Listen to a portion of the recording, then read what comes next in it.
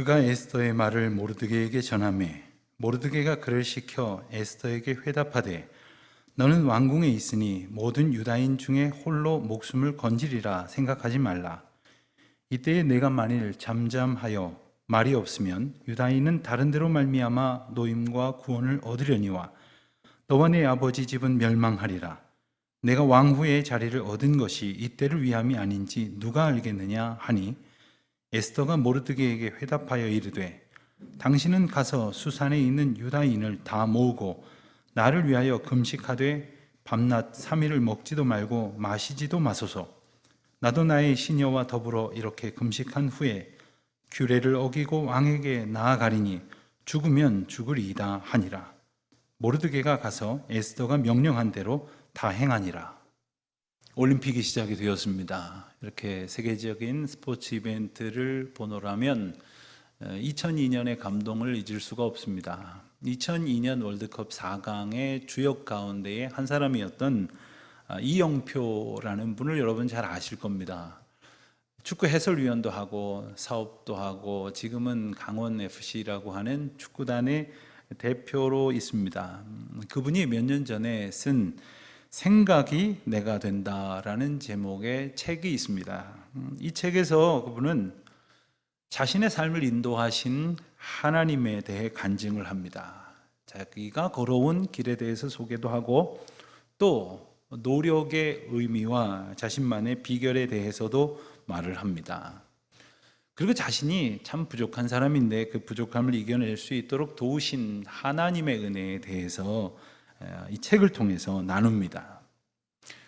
이분은 이 책을 쓴 동기에 대해서 하나님이 나에게만 주신 특별한 사명은 무엇일까라는 고민 때문이었다 이렇게 말합니다. 그리고는 그 사명은 바로 내게 주어진 하루하루를 나를 세우신 이 자리에서 하나님 바라보며 사는 것이다 이렇게 고백을 하고 있습니다.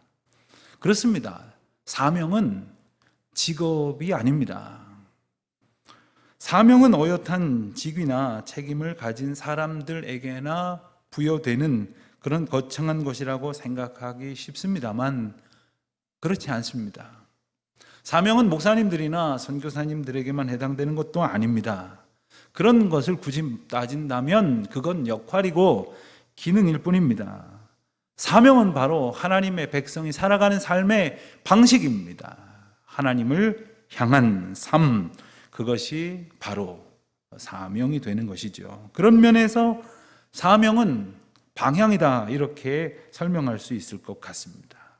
그 인생의 성과가 크냐 적으냐 혹은 그가 가진 역량, 그 힘이 많냐 적으냐의 문제가 아닙니다. 그가 차지하고 있는 직책이 얼마나 높으냐의 문제도 아닙니다. 사명은 바로 그 인생이 살아가는 삶의 방향이다 하는 것이지요. 예컨대 누군가가 돈을 방향으로 삼았다면 그는 돈 하면서 일평생 돈을 향해 뛰어갈 것입니다. 권력이라면, 지식이라면 혹은 넓은 평수의 아파트나 좋은 자동차를 타는 것이 그의 삶의 사명이 되어버리고 말았다면 그를 향해서 그는 목숨을 걸고 달려갈 것입니다. 자, 그렇다면 그리스도인의 사명은 무엇이겠습니까? 또 우리의 사명은 과연 어디로부터 오는 것입니까? 당연히 하나님께로부터 오는 것이겠죠. 하나님께서 주신 사명이 아니라면 말 그대로 우리가 하나님께로부터 얻은 사명이라 말할 수 없는 것이지 않습니까? 하나님께서 내게 주신 은혜와 감격이 바로 우리를 사명자로 이끌어 가십니다. 그래서 나에게 하나님께서 큰 은혜를 주셨다는 것을 깨달을 때 내가 하나님 앞에 그만한 가치를 부여받은 인생이라는 것을 깨닫고 그에 합당하게 살아야 하겠다라는 결심을 갖게 되고 그것이 우리의 사명이 되는 겁니다. 그러니 우리는 은혜를 기억해야 합니다. 그리고 그 은혜가 내게에서 멈춰지는 것이 아니라 또 나를 통하여 수많은 사람들에게로 흘러가게 해야 하는 것이 바로 사명을 가진 사람의 삶입니다. 과연 나는 무엇을 향해 살아가고 있는가, 또 무엇을 받았다고 고백하면서 또 그것을 어디로 흘려보내면서 살고 있는가. 주님이 우리에게 생명을 주시고 사명을 부여하셨다고 하는 그 놀라운 은혜와 가치를 기억할 때에 우리는 비로소 그에 합당한 삶을 살게 될 것이고, 그게 바로 하나님 주신 것임을 깨달을 때에 진정한 기쁨이 충만하게 될 줄로 믿습니다. 여러분, 인생은 저마다의 그 가치를 깨닫게 되면 더 이상 함부로 살지 않습니다. 자신의 소중함을 알면 자신의 인생을 온전하게 지켜가기 위하여 힘씁니다. 타인의 삶이 소중하다는 것을, 그 가치를 깨달으면 다른 사람들을 사랑하며 섬기며 살아갈 수 있게 됩니다. 그 가치를 모르기 때문에 함부로 살고 다른 사람들을 막 대하는 겁니다. 오늘 성경 말씀은 자신에게 주어진 은혜와 사명을 기억하고 자칫하면 목숨을 걸어야 할 상황임에도 불구하고 그 사명을 따라 산 에스더라고 하는 한 여인의 이야기가 소개되고 있습니다. 오늘 본문 말씀은 바사 왕국 때의 일입니다. 우리가 잘 아는 대로 유다를 멸망시켰던 바벨론이 바사에 의해서 무너집니다. 그래서 바사 제국이 시작되었는데, 고레스는 바사 제국의 왕이 된 후에 자신들이 제국을 넓히느라 차지했던 그 많은 땅에서 붙잡아온 포로들을 각각 자기들의 고향으로 돌아가도록 허락을 합니다. 그래서 유다, 이스라엘 사람들도 많은 사람들이 고향으로 돌아갈 수 있게 되었던 것이지요. 그렇지만 또 어떤 사람들은 비록 타향이지만 그곳에서 정착하며 그곳에서 이제 가지고 있었던 기반을 중심으로 살아가게 되었습니다. 오늘 이야기의 주인공은 예루살렘으로 돌아간 사람들이 아니라 그곳에서 남아서 타향살이를 하게 되었던 유대인들의 이야기입니다. 그러니 하나님을 모르는 사람들 틈에서 하나님의 사람으로 살고자 하는 사람들의 믿음의 이야기다, 이렇게 말할 수 있겠지요. 오늘 말씀의 때는 구체적으로는 아하수에로라는 왕의 때의 일이라고 했습니다. 그는 바사, 즉 페르시아의 네 번째 왕이었습니다. 이 아하수에로라고 하는 이름은 성경에 기록된 히브리어로 표기된 이름이고, 헬라어식 표현으로는 크세르크세스라고 하는 이름을 가졌습니다. 이 세계사에는 이 이름으로 널리 알려져 있었죠. 그는 인도에서부터 북아프리카 구스, 즉 지금의 에티오피아에 이르는 넓은 영토를 모두 127개의 도로 나누어서 통치하고 있었다고 했습니다. 근데 왕이 그 넓은 영토 가운데에도 주로 이 네 곳의 궁에 성을 두고 머물렀는데, 오늘 본문의 배경이 되는 수산성은 주로 봄과 여름에 머물던 곳이었다고 합니다. 왕은 그곳에 각 도에 있었던 많은 귀족들과 방백들, 그리고 그 국가를 이끌어가고 있었던 엘리트들을 다 불러 모아서 큰 잔치를 무려 6개월 동안 벌이고 있었습니다. 그런데 그 잔치를 벌인 이유가 무엇이냐? 에스더 1장 4절을 보니까 이렇게 소개합니다. 그의 영화로운 나라의 부함과 위엄의 혁혁함을 나타내니라. 그 나라의 화려함을 자랑하고자 했었다는 그런 파티가 6개월이나 이어졌다는 겁니다.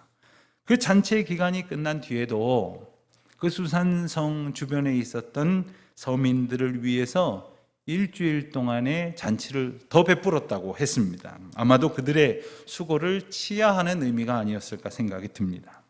그런데 그 잔치가 한창이었을 때에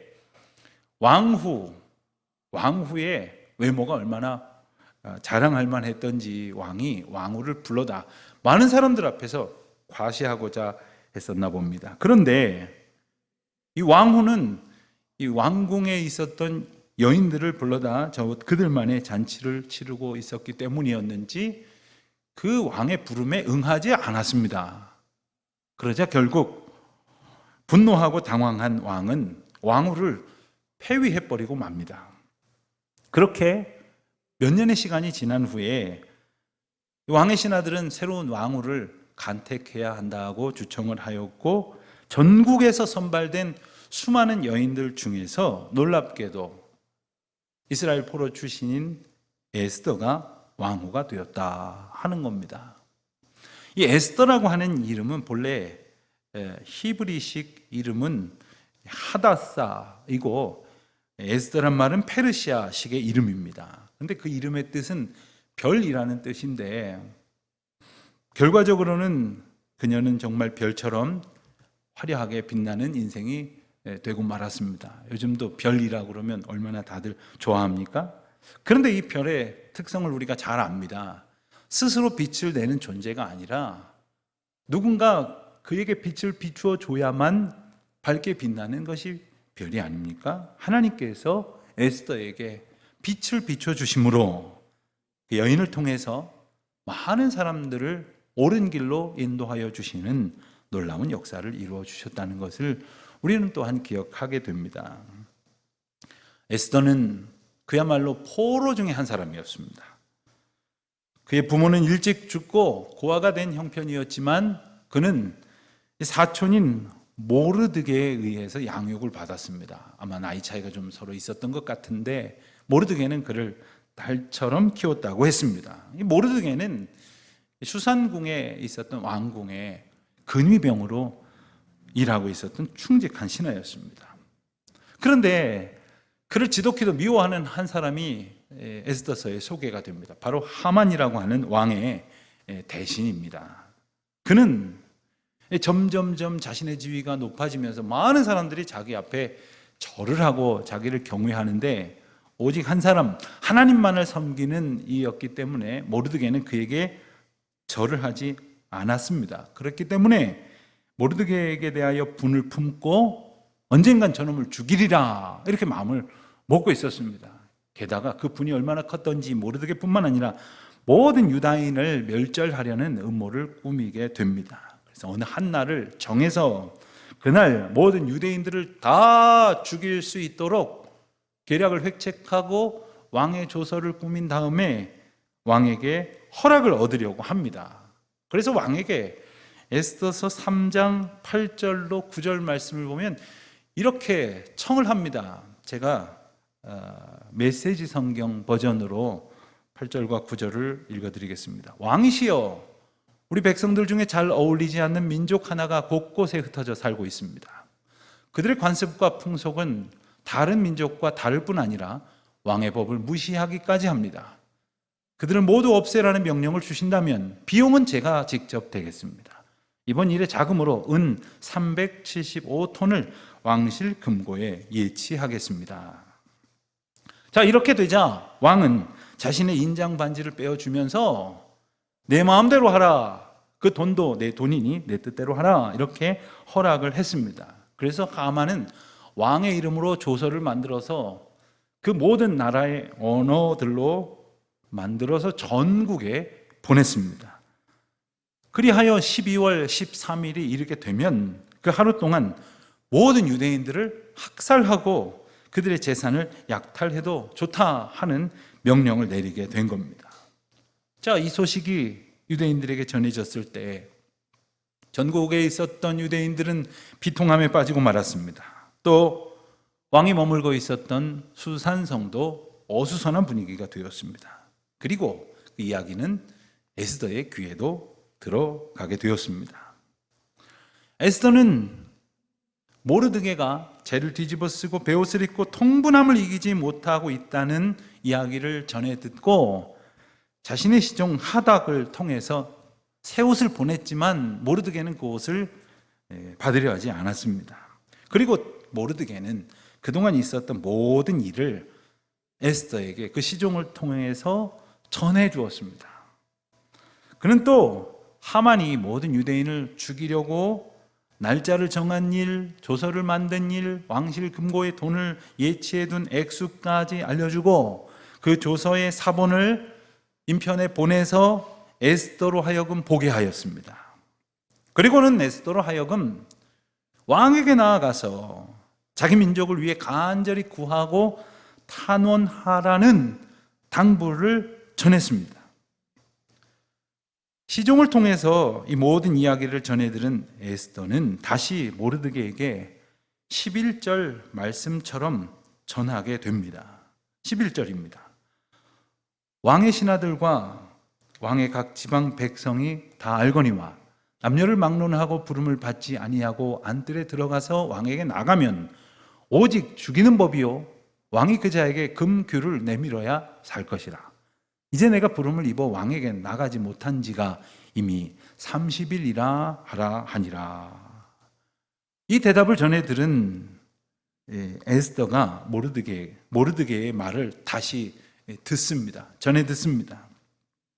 모르드게가 말합니다. 왕비께서 왕궁에 있다는 이유만으로 이 일에서 홀로 살아남으리라고 생각하지 마십시오.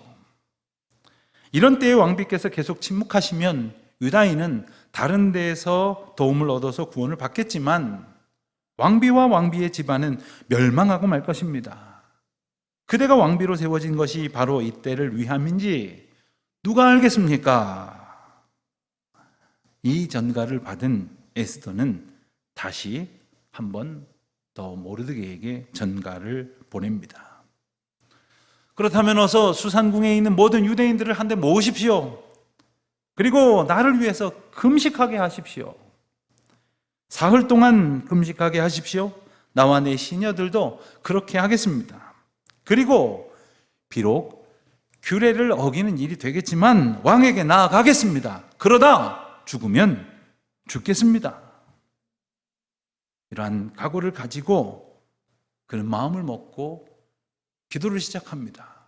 그리고 모르드게는 에스더가 명한 대로 다 준행하게 되었습니다. 사흘이 지났습니다. 에스더는 금식하며 기도한 후에 예복을 입고 왕 앞에 나아갑니다. 자, 사흘을 굶었으니 애통하는 마음으로 기도했으니 그 얼굴이 얼마나 수척해졌고 수심이 가득했겠습니까? 그런데 에스더를 본 왕은 그 여인이 사랑스러워 보였다고 했습니다. 그리고 그에게 금규를 내밀어 만지도록 하여 아련을 허락했습니다. 그리고 묻습니다. 그대의 소원이 무엇이요? 나라의 절반이라도 그대에게 주겠소. 이렇게 말하죠. 에스더는 다른 말을 하지 않습니다. 제가 왕을 위하여 잔치를 준비할 테니 왕의 신하인 하만과 함께 참석해 주십시오. 이렇게 청합니다. 자기가 지금 가지고 있었던 그 목적을 직접 밝히지 않고 왕이 좋아하는 잔치를 열어서 초대하여 기회를 모색했던 겁니다. 왕이 하만을 불러다가 왕비가 마련한 잔치에 함께 참석을 했습니다. 그리고 그 자리에서 다시 왕후에게 묻습니다. 당신의 소원이 무엇이요? 그때에 에스더는 5장 8절에서 이렇게 말했습니다. 내가 임금님께 은혜를 입게 되어 임금님께서 기꺼이 나의 간청을 들어주시고 나의 소원을 받아주시겠지만 나는 내일도 잔치를 치러 두 분을 모시고 싶습니다. 임금님께서 하만과 함께 오시기를 바랍니다. 그때에 임금님의 분부대로 나의 소원을 아뢰겠습니다. 이렇게 말을 하면서 다시 한번 잔치에 올 것을 청하게 됩니다. 왕도 기분이 좋았겠지만 왕비가 마련한 잔치에 거듭 초대를 받은 하만도 아주 기분이 좋았습니다. 그런데 왕궁으로 돌아올 때에 왕궁 문 앞에 있었던 모르드게가 여전히 자신을 향해서 절을 하지 않는 것이었습니다. 모든 사람들이 다 나를 높이고 나를 인정하는데 왕비도 오직 왕과 함께 나를 잔치에 거듭 초대하는데 무시당했다고 생각한 그는 집으로 돌아가서 아내와 친구들을 불러 모아가지고 자기를 한껏 높이며 자랑을 했습니다. 왕비의 잔치자리에 초대받은 일을 과시했습니다. 그러면서 내 한 가지 기분 나쁜 일이 있다 하면서 모르드게 때문에 불편한 심기를 드러냈습니다. 그리고서는 높은 장대를 매달아서 그것을 교수대로 삼아서 모르드게를 거기 매달라고 그러한 의견을 듣고 그리고 그렇게 하기로 결심을 합니다. 내가 내일 아침 왕에게 나아가서 허락을 받아서 모르드게를 거기 매달겠노라 이렇게 다짐을 했던 것이지요. 그런데 바로 그날 밤 왕궁에 머물던 왕이 잠이 오지를 않자 신하를 불러서 궁중에 있었던 일을 기록해 놓은 실록을 가져다가 읽으라고 했습니다. 그런데 하나님의 섭리 가운데 그날 그 신하가 펴서 읽었던 실록의 내용은 바로 몇 년 전 왕궁의 두 신하가 왕을 암살하려고 했었던 계략을 꾸몄다가 모르드게에 의해 적발되었던 바로 그 사건을 기록한 부분이었습니다. 왕은 그제서야 무엇인가 생각이 난 듯이 모르드게에게 상을 내려서 그때 이 일로 치하를 했느냐고 묻습니다. 그러자 곁에 있던 시종은 그에게 해준 것이 하나도 없었습니다. 이렇게 대답을 했던 것이죠. 왕은 걔 누구 없느냐 하고 밖에 누군가 있는지를 찾았습니다. 그런데 마침 하만이 자기가 세워둔 교수대에다가 자기가 그토록 미워했던 모르드게를 매달아서 죽일 일을 허락을 받으려고 일찌감치 왕궁 밖들에서 대기를 하고 있었습니다. 하만이 밖에 있습니다 한 이야기를 전해 들은 왕은 들라 이르라 이렇게 명령을 하고 들어온 그에게 이렇게 물었습니다. 내가 특별히 높이려고 하는 사람이 있는데 어떻게 하면 좋겠소? 그랬더니 하만은 생각을 하기를 왕이 나를 지극히 높여주시려나 보다 이렇게 생각을 하고는 그에게 이렇게 대답을 합니다. 그러시다면 왕께서는 그에게 왕의 옷을 입혀주시고 왕이 타는 말에 태워 왕의 머리에 있던 관을 씌우시고 왕께서 특별히 높이고자 하시는 이에게는 이렇게 하신다라고 외치게 하십시오. 이렇게 건의를 했습니다. 그랬더니 왕은 하만에게 명령을 했습니다. 그래? 그렇다면 내가 말한 그대로 바로 가서 모르드게에게 그렇게 행하라. 이렇게 명령을 했습니다. 모르드게에게 나의 옷을 입히고 나의 말에 태워서 나의 관을 씌워서 많은 사람들 앞에서 내가 그리한다고 외치라. 이렇게 명령을 했습니다. 하만은 왕의 명령대로 준행을 했죠. 그러나 그는 분해서 견딜 수가 없었습니다. 죽이고 싶었던 모르드게가 이처럼 왕에 의해서 높임을 받게 되니 그는 어쩔 줄을 몰랐습니다. 그리고 그날 저녁 다시 왕과 하만은 왕비 에스더가 초대한 잔치 자리에 나아갔습니다. 그 자리에서 다시 왕이 에스더에게 묻습니다. 당신의 소원이 무엇이요? 네, 이 나라의 절반이라도 주겠소. 이렇게 물었을 때에 에스더가 대답을 했습니다. 왕이시여, 제가 왕께 은혜를 입어 왕께서 저를 기쁘게 여기신다면 저와 제 민족을 살려주십시오. 저와 제 민족이 살육을 당하여 다 죽고 망하게 되었나이다. 이렇게 간청을 했습니다. 이 이야기를 들은 왕은 화를 내면서 물었습니다. 그런 극악한 짓을 누가 꾸몄단 말이오? 에스더가 대답합니다.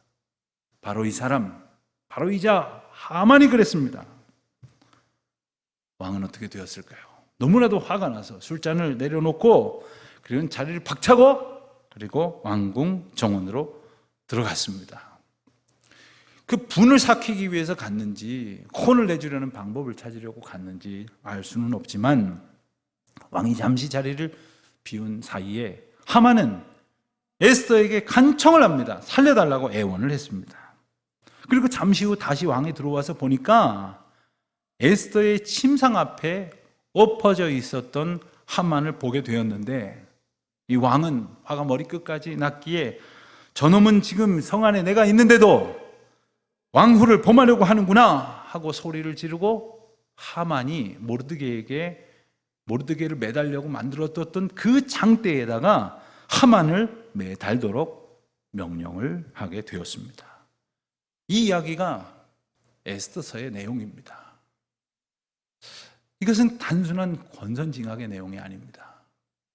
하나님의 백성이 하나님의 뜻에 따라 사명으로 살아갈 때에 하나님께서 어떻게 구원하시고 인도하시는가를 보여주시는 말씀입니다.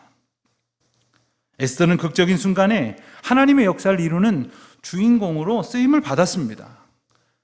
포로 출신이 왕후가, 제국의 왕후가 되었다고 하는 것도 드라마틱한 일일지 모르지만 하나님의 구원 역사에 쓰임 받았다고 하는 것이 더 감격적인 것이 아니겠습니까? 우리가 에스더서를 읽다 보면 조금은 특별한 느낌을 갖게 되기도 할 것입니다. 그 이유는 에스더서에는 하나님이라고 하는 단어가 나오질 않습니다.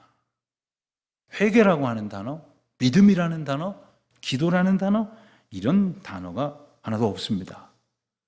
아마도 이방 나라에서 살던 하나님의 백성들이 읽을 수 있도록 또 전할 수 있도록 특별히 언급하지 않았다라고 이렇게 추정을 해보기도 합니다. 하지만 성경에 나오는 그 어느 책보다도 분명히 하나님의 주권을 나타내는 말씀이요, 믿음과 구원에 대한 가장 확실한 메시지를 담고 있는 책이지 않습니까? 하나님을 의지하는 자에게 베푸시는 놀라운 섭리와 구원의 은혜를 이처럼 명확하게 느낄 수 있는 책은 또 없을 것입니다. 그리고 그 역사의 시작은 바로 에스더가, 모르드게가 자신이 하나님의 인도하심 가운데에 살고 있다는 것을 깨닫고 그 은혜에 합당한 삶을 살아가는 사명자의 인생을 살았기에 이와 같은 놀라운 역사를 이룬 것이지 않습니까? 내가 은혜를 입었노라 라는 깨달음이 있는 사람에게 감사가 나타납니다. 그리고 그가 하나님의 은혜에 합당하게 살고자 하는 것이죠. 하나님의 뜻대로 살아가는 사명의 삶을 살아갈 수 있는 것은 내가 하나님의 은혜를 입었노라, 하나님의 인도하심 가운데 있노라 하는 고백일 것입니다. 여러분, 사람은 다 누구나 자기를 제일 중요하게 여기지 않습니까? 자기에게 유익이 안 되면 어떤 일도 가담하지 않습니다. 자기에게 손해가 될 것 같으면 외면합니다. 모른 척합니다.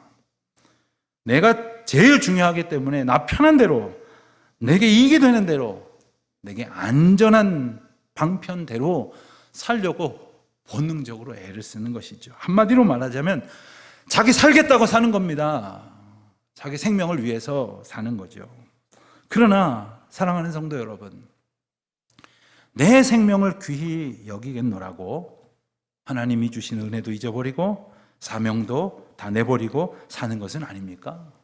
그렇다면 이것이 바로 오늘날 우리의 간과할 수 없는 가장 큰 문제가 아닐 수 없습니다.